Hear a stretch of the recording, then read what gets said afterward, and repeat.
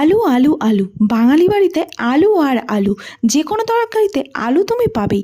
এই আলু দিলে আলুগুলোকে মনে হয় আলাদা করে তরকারিটা খায়, আর তরকারিতে আবার আলু না দিলে সেই তরকারিটা খেতে ইচ্ছা করে না।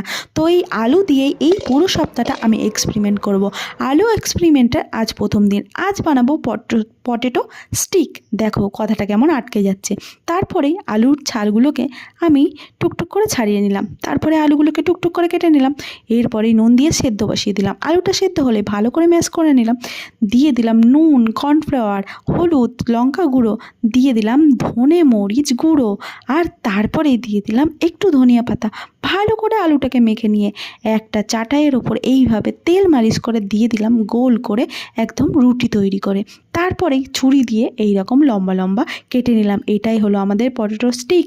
এগুলোকে এবার ছাক্কা তেলে ভেজে নিলেই তৈরি হয়ে যাবে আমাদের পটেটো স্টিক। সন্ধেবেলাটা এই রকম মজাদার বানানোর জন্য তোমরাও বানিয়ে ফেলো। বানানো কিন্তু খুব সহজ, 10 থেকে 15 মিনিটের মধ্যে রেডি হয়ে যাবে তোমাদের এই পটেটো স্টিক। আজকের মতো আলু এক্সপেরিমেন্ট এখানেই খতম। কালকে আবার দেখা হবে অন্য একটা আলুর এক্সপেরিমেন্ট নিয়ে। চলো আজকে তোমরাও বানিয়ে খাও আর আমাকেও খেতে দাও। আজকের মতো